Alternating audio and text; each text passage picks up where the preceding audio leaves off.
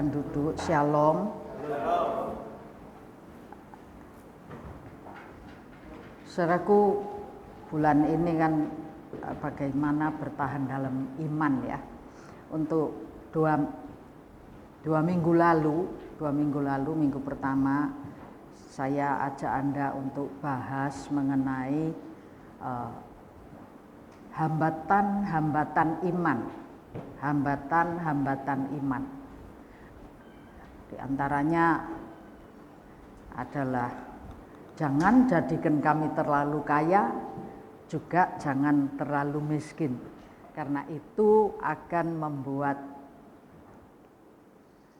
menjadi hambatan bagi pertumbuhan iman kami.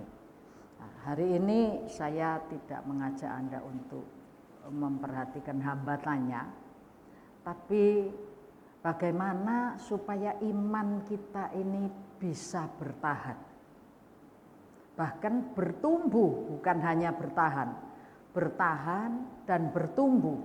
Sehingga ketika ada persoalan, ada kekayaan berkat, ada kekurangan, ada hal-hal yang menjadi penghambat iman, kami boleh tetap kuat dan bertumbuh di dalam Tuhan.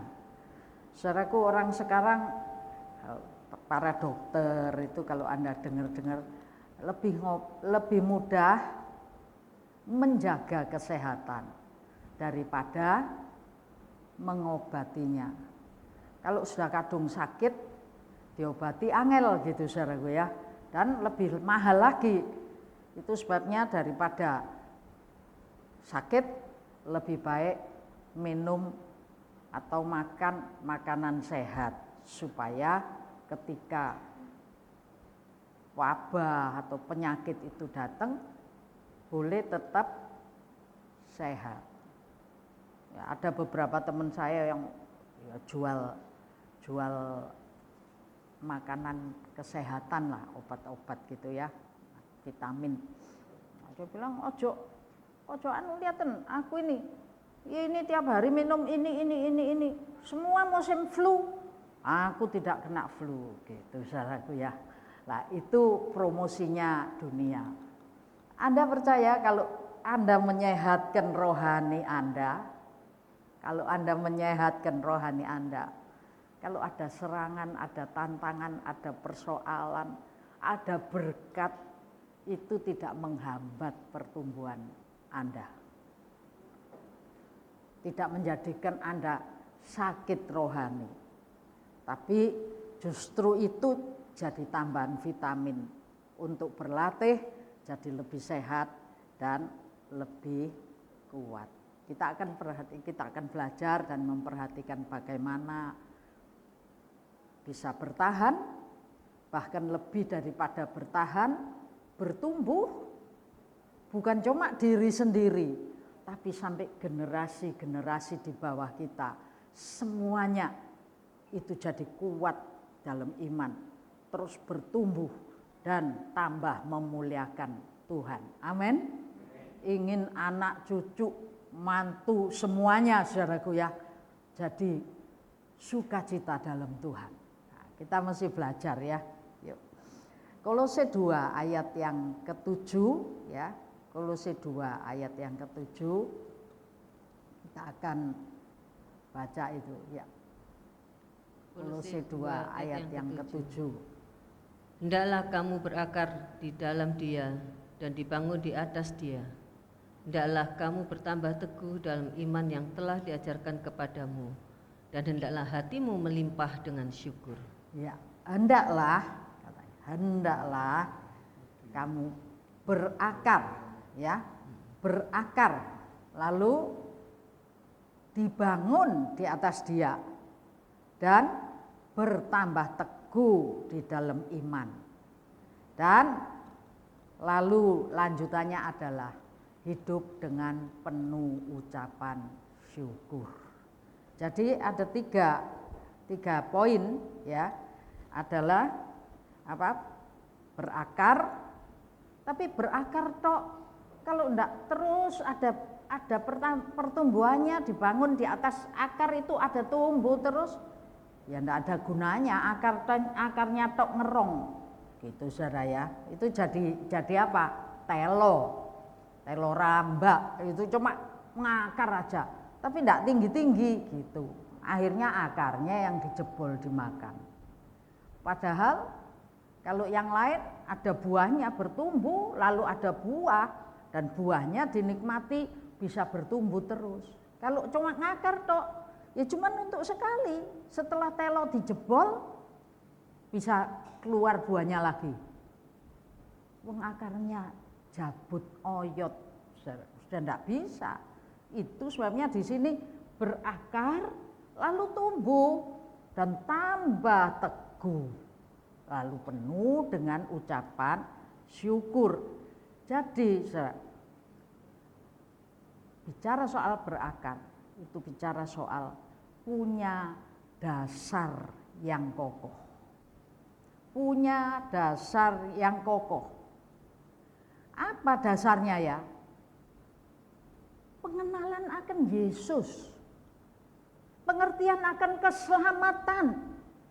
Kita ini harusnya mati, tapi diselamatkan oleh karena pengorbanan Kristus dan oleh karena anugerah, bukan karena kebaikan dan kelebihan kita. Jadi punya akar, punya dasar, kita ini bisa ada seperti sekarang. Kita ini bisa ada, bisa selamat, bisa punya janji hidup yang kekal. Itu karena Kristus. Amin. Sehingga tidak bisa dialihkan. Kalau dasar itu sudah kuat, tidak bisa delay, saudaraku ya, dipindah-pindah tidak bisa. Oh jangan di situ aja, ada penyelamat yang lain. Anda bisa jawab, hanya Dia, jalan, kebenaran, dan hidup. Tanpa Dia tidak ada jalannya. Anda tahu sekarang di China itu ada banyak jembatan yang ekstrim. Saya lupa daerahnya sih. Salah satu daerah 2 ujung tebing yang cukup dalam sampai 18.000 meter kalau tidak salah kedalamannya. Dan jaraknya ini 5 kali Suramadu. Anda di Suramadu aja rasanya kan gitu ya, luar biasa. Jaraknya 5 kali Suramadu, saudaraku. Tapi kedalamannya juga bukan main. Selama belum ada jembatan, orang kalau mau dari satu tebing ke tebing yang lain, waduh sampai puter-puter, belum tentu bisa sampai. Nah, pemerintah Cina lalu buat jembatan yang aneh-aneh, itu jembatan ekstrim, saudaraku ya. 2 tebing ini dihubungkan, yang 5 kali Suramadu itu dihubungkan dengan sebuah jembatan. Dari sini mau ke sini, tidak ada jalan lain. Amin. Tidak ada jalan lain, ya harus lewat jembatan itu. Banyak usaha orang untuk mencari keselamatan. Tidak ada, sudah macam-macam, pakai filsafat, pakai apa saja. Tidak ada. Jembatannya hanya percaya dan menerima Yesus sebagai juru selamat. Bisa enggak dipindahkan? Kalau dasarnya kuat, enggak bisa ngalih, saudaraku. Amin. Enggak bisa ngalih, enggak bisa pindah. Gimana mau pindah? Wong enggak bisa tutup. Sudah jelas enggak bisa tutup, enggak bisa nyampe. Jadi harus punya dasar yang kokoh. Yang kedua, dibangun terus di atas Dia. Itu berbicara mengenai kontinuitas. Untuk bisa kontinuitas, itu bicara soal hubungan. Akar itu enggak cuma jadi akar yang di bawah tok, tapi dia mengisap makanan dan terus mensuplai ke atas. Terus itu sebabnya tambah tinggi, tambah hari tambah tinggi. Ojo sampai tambah hari tambah kuntet, saudaraku ya. Nah, ya apa kalau sambahari tambah kuntet lah bingung. Loh ini makanannya cacingan barangkali ya. Ya kalau cacingan kan tambah kurus, tambah entek, tambah habis. Kan enggak.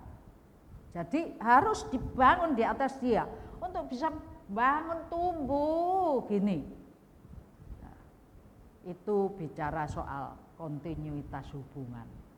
Kalau kita ini punya kontinuitas hubungan dengan Tuhan, kita bisa bertumbuh. Kalau enggak bisa, saudaraku ya, dekat dan kontinu. Itu sebabnya di Yeremia 17 ayat 7 dan ayat 8, enggak usah dibaca. Di situ dikatakan diberkatilah orang yang mengandalkan Tuhan dan yang menaruh harapannya hanya pada Tuhan. Anda mengandalkan Tuhan? Kalau enggak dapat suplai makanan dari akar ini, enggak bisa. Enggak bisa, saudara.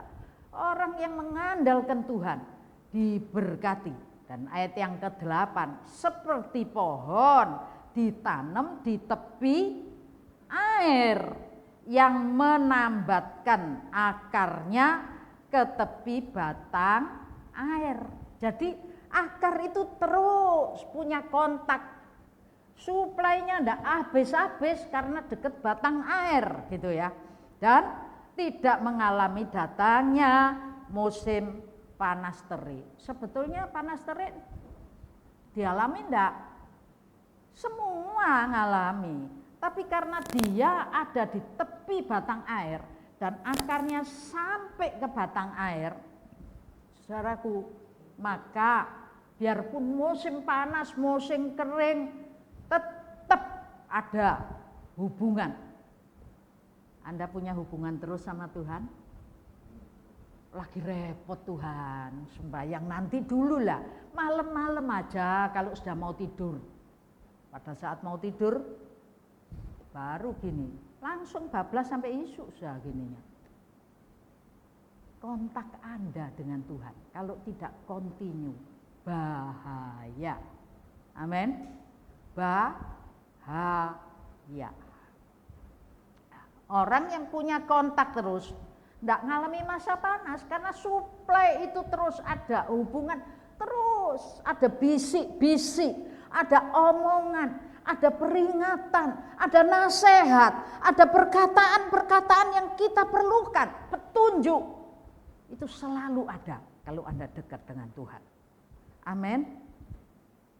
Dan di situ dikatakan, dan apa? Daunnya enggak tetap hijau, daunnya enggak kering, tetap hijau. Dan di situ dikatakan tidak berhenti menghasilkan buah. Artinya musim panas, musim dingin, musim buah enggak musim buah. Ini aneh loh saudaraku ya. Kalau Anda punya mangga, kalau waktunya musim mangga penuh mangga. Tapi kalau enggak musim mangga bisa ada mangganya. Ini selalu ada. Ini sesuatu yang mustahil bisa terjadi. Memang manusia kalau sedang diberkati, mengucap syukur, berbuah-buah dalam Tuhan. Tapi katanya Daud, jangan buat juga aku terlalu miskin sehingga aku menghalalkan segala cara dan memalukan Tuhan. Tidak berbuah saudaraku ya, artinya tambah kering, kerontang. Ini luar biasa kalau tepi sampai ke tepi batang air. Dan hidup mengandalkan Tuhan. Ini ada di ayat ini ada di dua bagian Alkitab di Perjanjian Lama, saudaraku. Ini ada juga ayat di dalam kitab Mazmur pasal 1. Tolong yang ini dibaca ayat yang ketiga. Anda bedakan dua ini. Mazmur 1 ayat yang ketiga. Mazmur 1 ayat yang ketiga. Ya. Ia seperti pohon yang ditanam di tepi aliran air, yang menghasilkan buahnya pada musimnya dan yang tidak layu daunnya, apa saja yang diperbuatnya berhasil. Menghasilkan buah, daunnya tetap sama hijaunya ya. Bedanya apa?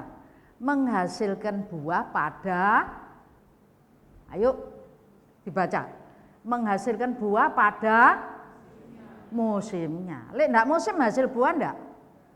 Enggak, beda ya. Jadi ini sama Yeremia ada bedanya. Yeremia itu orang yang mengandalkan Tuhan. Dia akan selalu berbuah-buah sekalipun waktunya tidak musim. Tapi di Mazmur itu atasnya apa? Kalau tadi mengandalkan Tuhan, atasnya adalah berbahagialah orang yang suka membaca dan merenungkan Taurat. Beda enggak sama mengandalkan? Baca, ayat 2-nya ditayangkan aja, enggak usah dibaca, ditayangkan. Baca dan renungkan. Yang kesukaannya ialah Taurat Tuhan. Merenungkan Taurat itu siang dan malam. Merenungkan sama mengandalkan Tuhan. Beda enggak? Ini enggak terapan, ini teori. Jadi angen-angen, diangen-angen siang dan malam.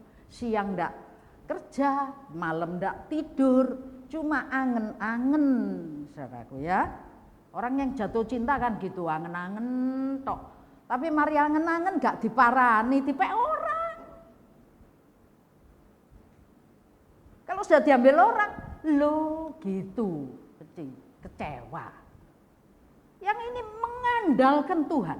Artinya terapan, diterapkan di dalam hidup.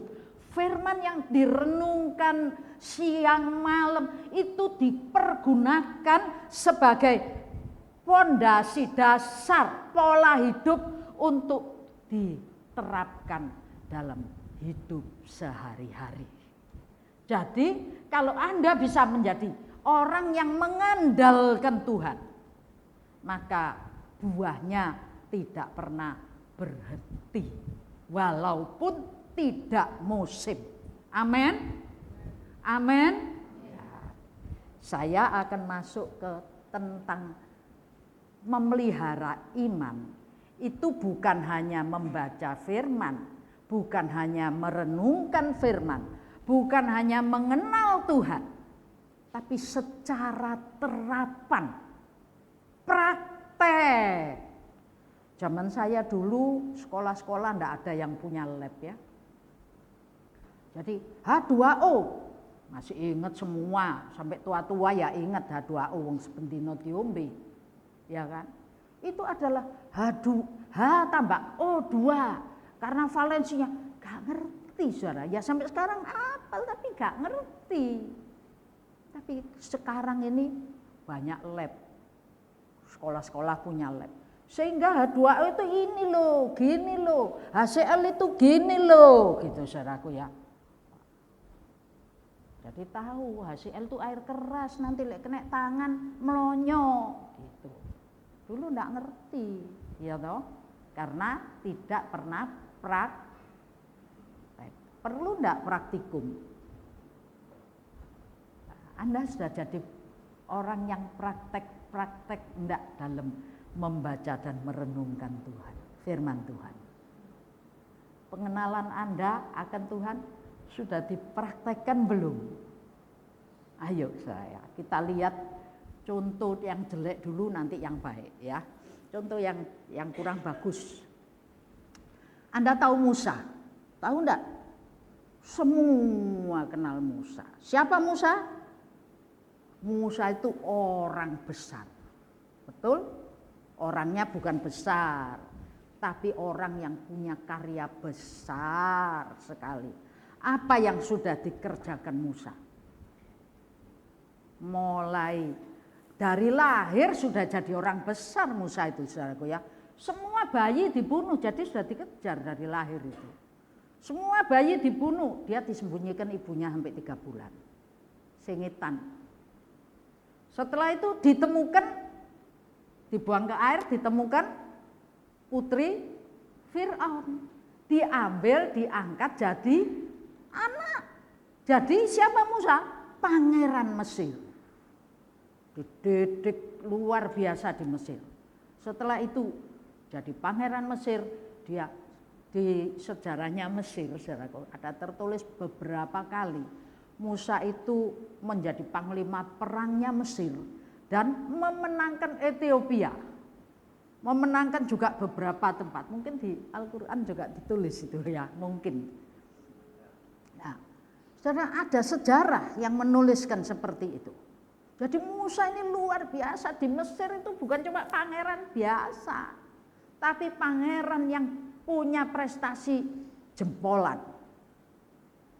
Sampai akhirnya tahun ke-40 dia bunuh orang dan minggat. Saya enggak cerita yang itu, nanti sejarah hidupnya Musa enggak entek saudaraku ya. Tapi Anda tahu Musa orang besar. Bawa orang Israel keluar dari Mesir sampai tanah Kanaan. Untuk jebol orang Israel ini saudaraku ya, bawa keluar gampang enggak. 10 mukjizat. Mulai dari air jadi darah sampai anak sulung mati. Wow, luar biasa. Anda pernah dengar ceritanya anaknya Musa enggak? Di mana waktu Musa buat mukjizat itu? Di mana? Musa itu punya 2 orang anak. Laki-laki semuanya. Pewaris kuasa. Di mana? Anak Musa itu di mana? Ketika Musa melepaskan orang Israel, ketika Musa nyebrang laut Kolsom, wow, bukan main. Ada enggak di Alkitab cerita Gersom dan Eliezer itu namanya 2 anaknya Musa. Ning endi? Anak Harun disebut saudaraku, diceritakan. Mana anak Musa? Anda pernah merhatiin enggak? Dia lu, anak Harun disebut. Anak Musa ning endi? Bukan enggak punya anak, punya 2 laki-laki. Ketika mengalami pengalaman besar bersama Tuhan, anak Musa di mana? Ono. Saya cari gitu saudaraku ya. Dapat di mana? Melok enggak ya anak Musa ini ya, gitu ya. Melok enggak kira-kira anak Musa? Anda mau tahu, ya, tak tuliskan, tak anukan dulu sebentar. Tak cari, saya loncat-loncat karena materinya banyak ya. Keluaran 4, 23 sampai 26.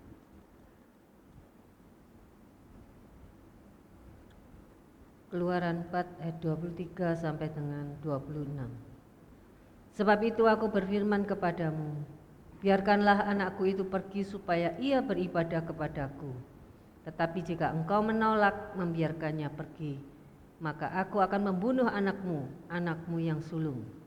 Tetapi di tengah jalan di suatu tempat bermalam, Tuhan bertemu dengan Musa dan berikhtiar untuk membunuhnya.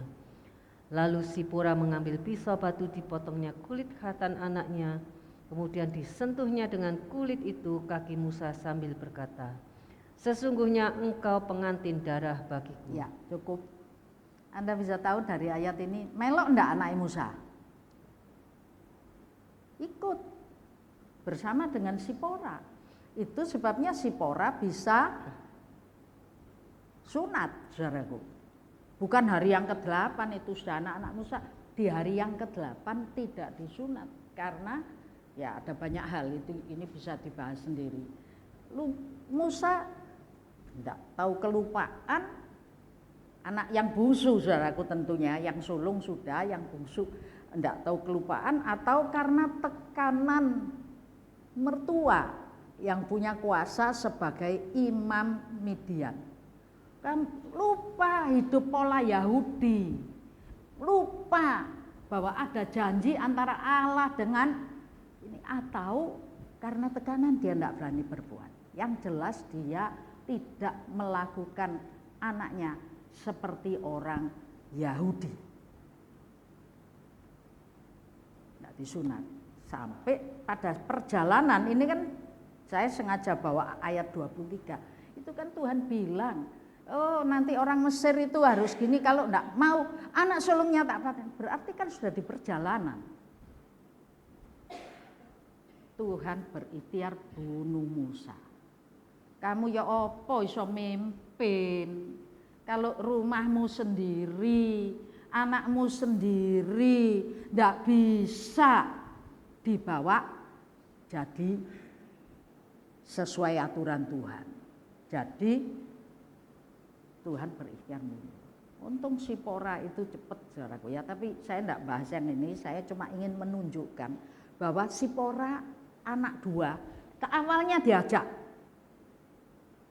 tapi di Keluaran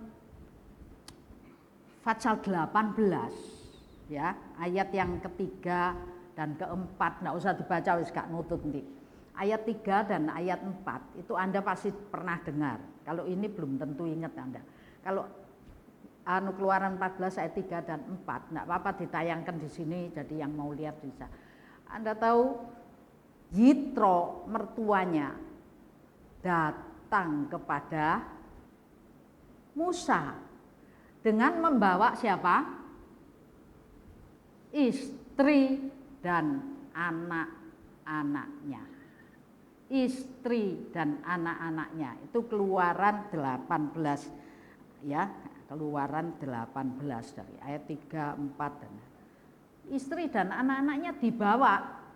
Artinya setelah diajak dipulangkan itu rupanya. Warung. Jadi tidak dijak. Ayat 18 ini waktu Yitro bukan bapaknya Budiono ya. Waktu Yitro itu datang kepada Musa. Ini sudah ada di Gurun Sinai. Sudah ada di Gurun Sinai. Ini Anda perlu perhatian kalau yang ini. Kalau enggak perhatian, enggak bisa ngikuti saudaraku ya. Karena ini saya sengaja bawa ayatnya untuk bisa jadi bukti, enggak asal ngomong gitu ya. Sudah di Gurun Sinai. Sudah nyebrang Kolsom enggak Gurun Sinai itu? Sudah, saudara. Jadi pengalaman-pengalaman besar yang Tuhan kerjakan bersama dengan ayahandanya Musa itu semua ngalami. Anak Musa dan istri Musa tidak punya pengalaman. Dia tentu saja ada berita, dengar betapa Tuhan melakukan perkara besar. Betapa laut Kolsom dibelah, betapa ini, betapa itu. Tapi mereka cuma dengar.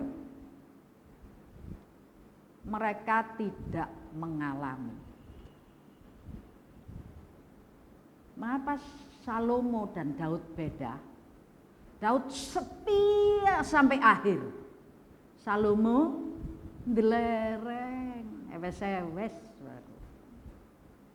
Daud dari muda gembala 2-3 ekor domba. Dia mengandalkan Tuhan. Dia hidup punya pengalaman berjalan bersama Tuhan. Makanya waktu ngadep Goliat, Daud ngomong, oh enggak takut kan? Saul bilang, kamu pakai pakaian perang enggak bisa mau perang. Ya opo? Cilik dibajoni baju logam gak kuat saudaraku.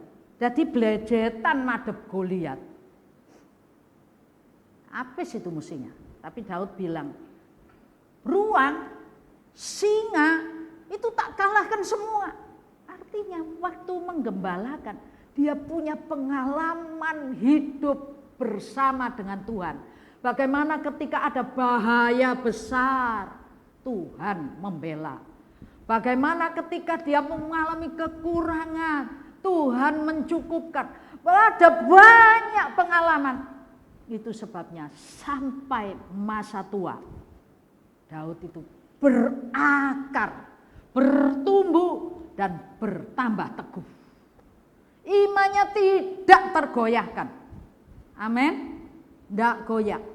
Sementara Salomo procot wis enak, anak rojo. Pengalaman apa? Ya, satu pengalaman ketika awal mendirikan bait Allah, terus berdoa, wah berkat Tuhan sudah luar biasa karena ngelihat bapaknya.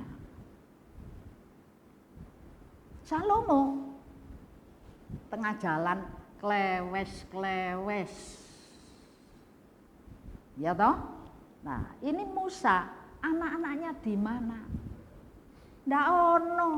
Sampai pada saat di Sinai, baru anak Musa itu dibawa oleh bapaknya, mertuanya maksudnya, datang. Dan dari situ nanti Anda baca di mana, di Keluaran 18-nya dari ayat 5 sampai ayat yang 11. Wah, begitu datang Yitro ini, Musa dari jauh kelihatan, iki mertua kurek ngono. Datang nih, lalu dipeluk, dicium, mereka saling berikan salam. Setelah itu dibawa masuk ke kemahnya, dan di kemah itu Musa bercerita bagaimana tangan Tuhan sudah menyertainya dengan 10 tulah di Mesir, dengan bagaimana tentara Mesir dikubur hidup-hidup di Laut Kolsom, dan banyak perkara. Air enggak ada, air dikasih sama Tuhan. Wah, terus dia cerita. Wah, Yitro kagum. Imam Midian, saudaraku ingat ya, Imam Midian ini kagum luar biasa dan mempersembahkan korban untuk Tuhanmu luar biasa. Tuhanmu bukan Tuhanku, Tuhanku Tuhan Midian. Ada adat di Midian, ada ilah di Midian. Ya, jadi anak-anak Musa tidak ngalami mana yang besar.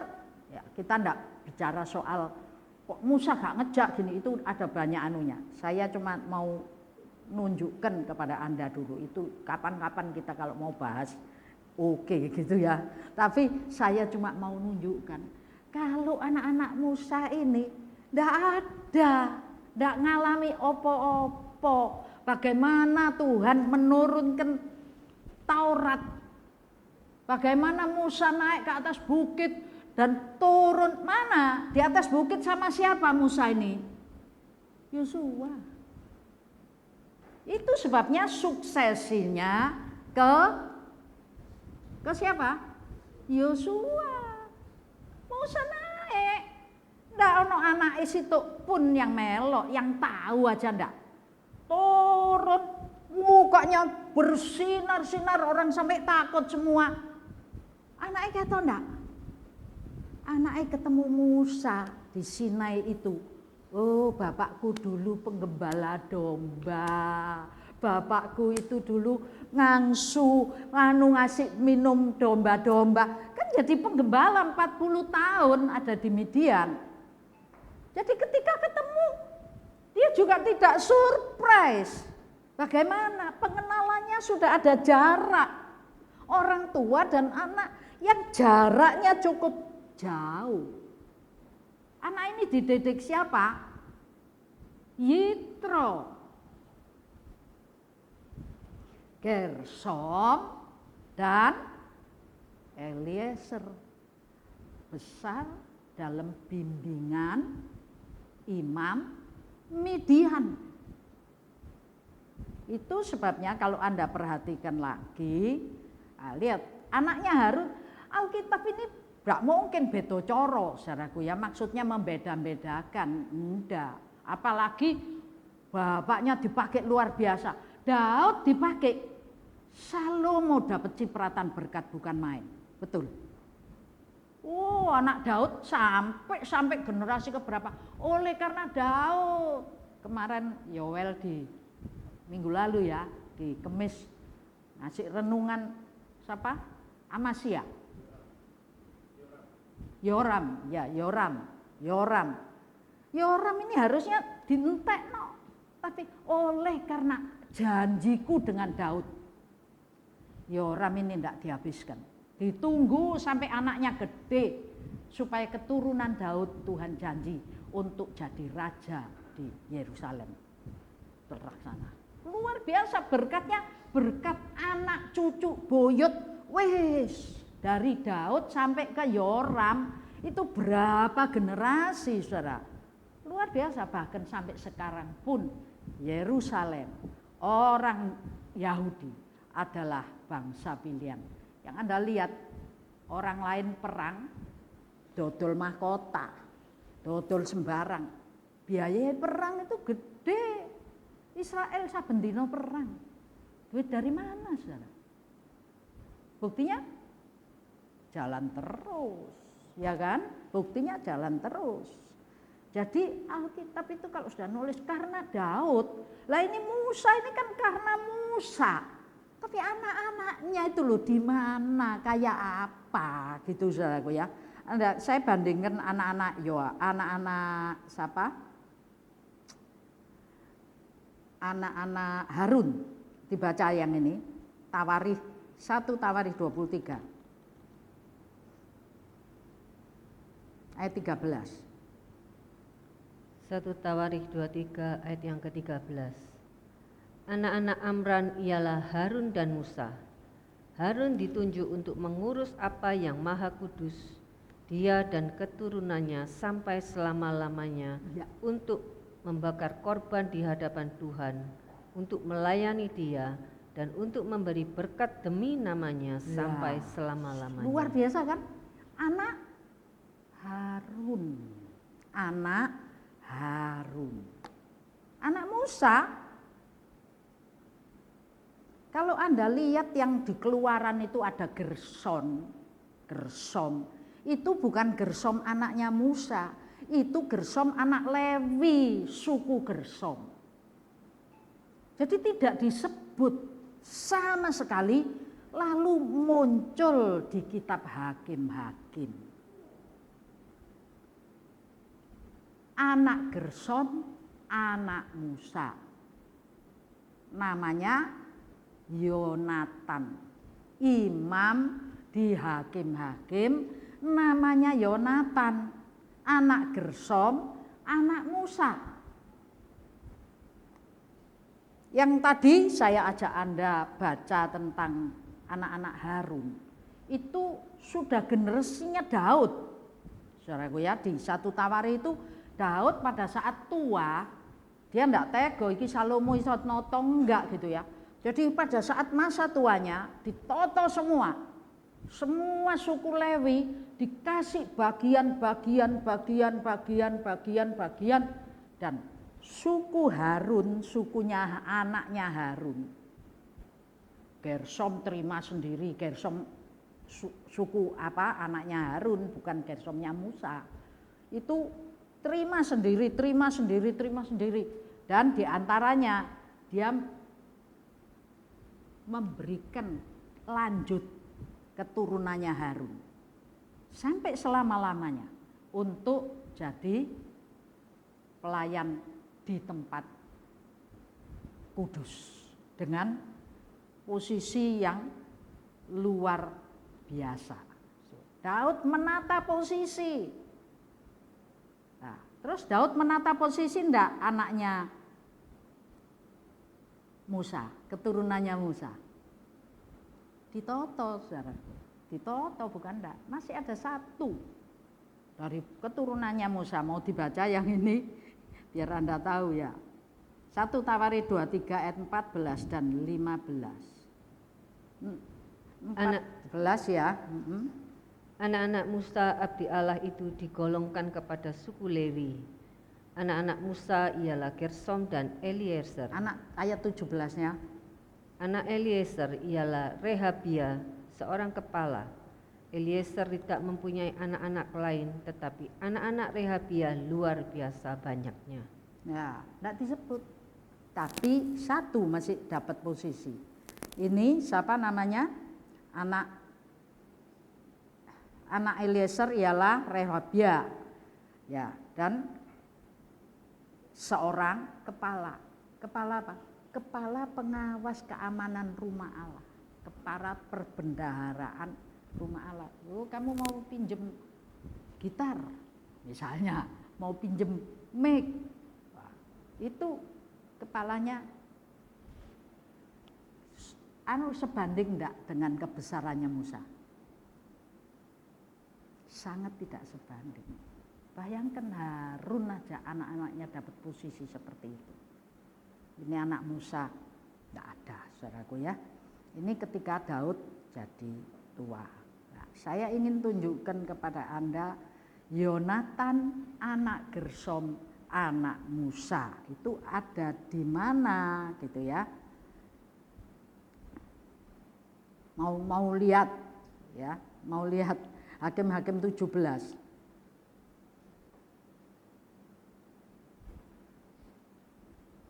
Hakim-Hakim 17, tak cari satu ayat aja. Oh 18 ya, ayat yang ke-30 dan 31, 30 aja supaya enggak lama. Hakim-Hakim 18 ayat yang ke-30. Bani Dan menegakkan bagi mereka sendiri patung pahatan itu. Lalu Yonatan bin Gersom bin Musa bersama-sama dengan anak-anaknya menjadi imam bagi suku Dan, sampai penduduk negeri itu diangkut sebagai orang buangan. Ya, sampai masa buangan. Artinya panjang. Yonatan dan anak-anaknya, tidak disebut sudah namanya. Tapi Yonatan ini muncul sebagai keturunan Musa. Jadi imam. Seneng Anda ya, pikir jadi imam. Imam apaan? Ini cerita berkaitan dengan Mika. Dengan Mika yang adalah orang Israel, mamanya kelangan uang, lalu ngutuk-ngutuk, terus ternyata uangnya ini diambil sama anaknya. Mika ini, oh uang yang kamu kemarin kutuk-kutuk itu ada di aku, kadung ngutuk saudaraku ya. Terus ganti kutuknya jadi berkat. Oh kalau gitu diberkatilah kamu nak. Wes ini dikasih beberapa dari yang hilang itu, kemudian dibuat patung pahatan dan patung tuangan.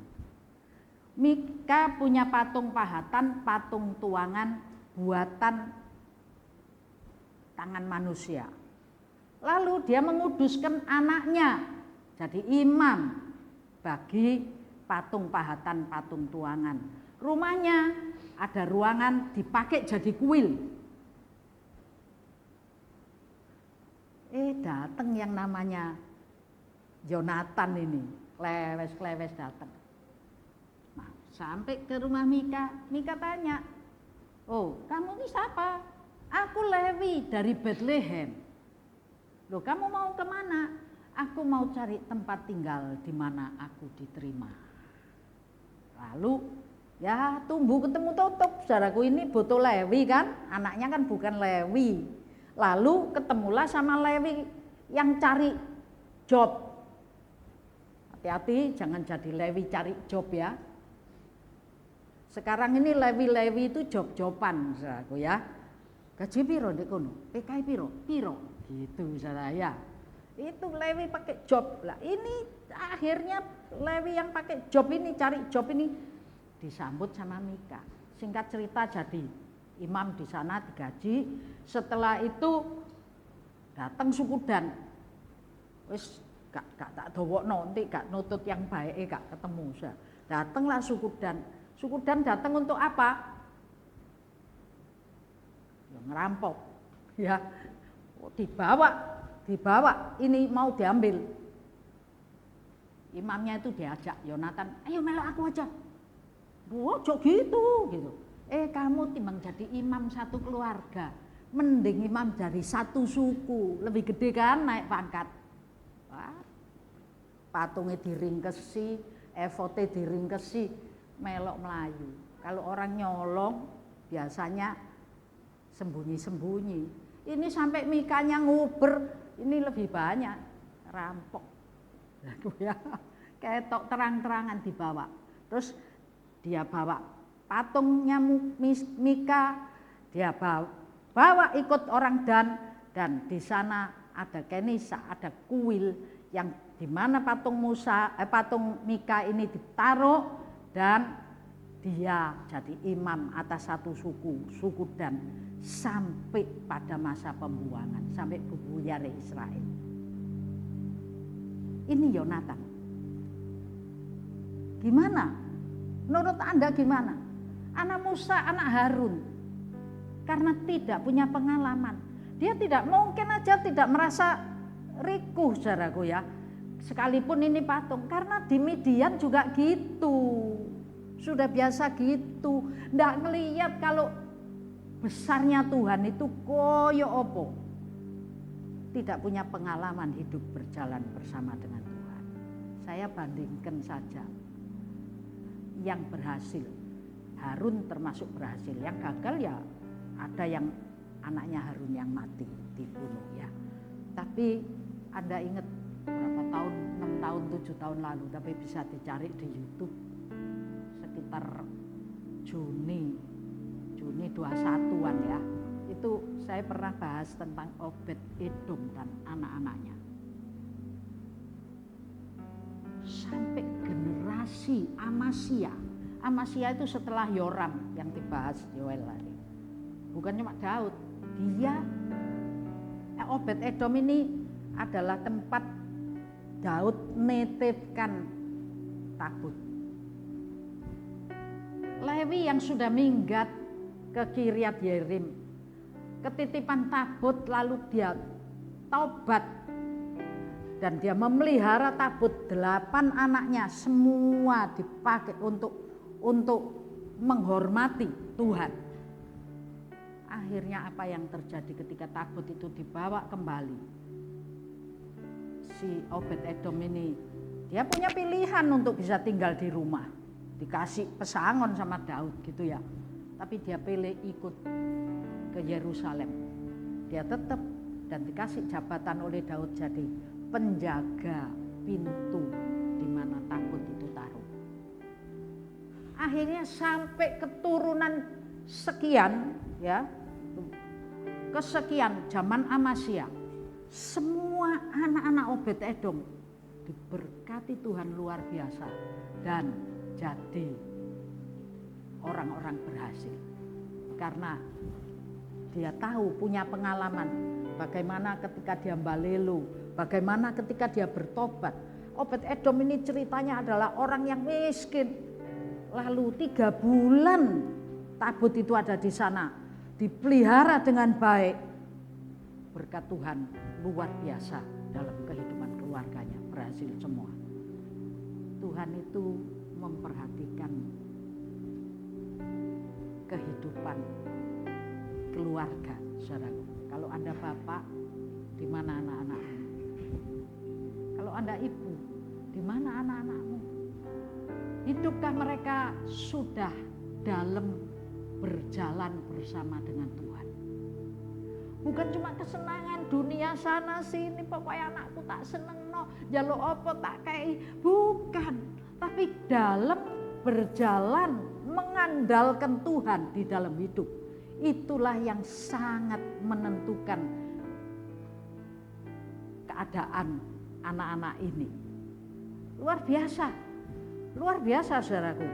Anda ingat bagaimana Tuhan dari sejak semula, saudaraku ya, ketika Nuh diselamatkan, apa ngomongnya Tuhan?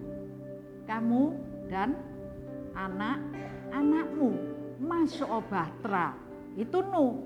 Setelah Nuh, suami terus, saudaraku, sampai banyak yang ya, tadi ya, aku kupu soalnya ya Obed Edom.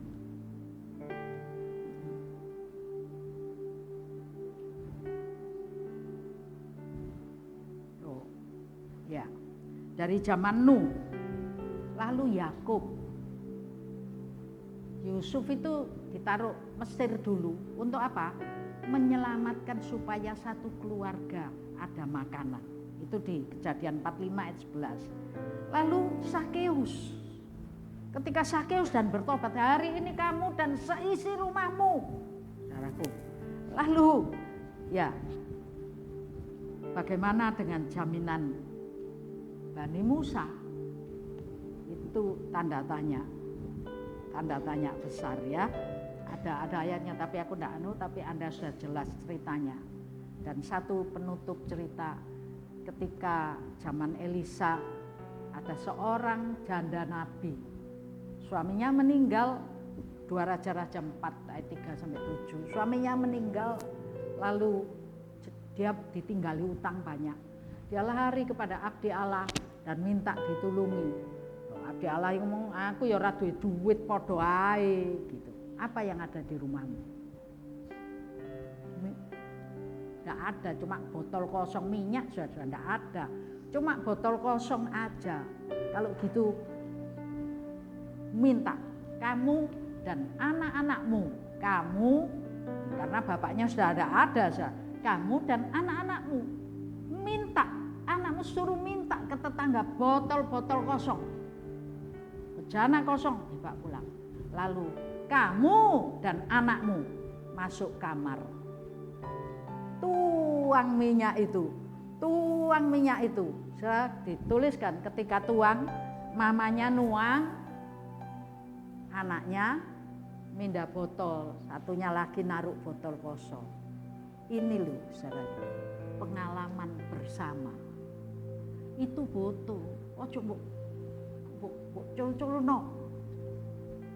Musa mungkin saja melok aku, wong Israel koyok ngene, kok anakku melok dipateni gitu ya, dengan resiko.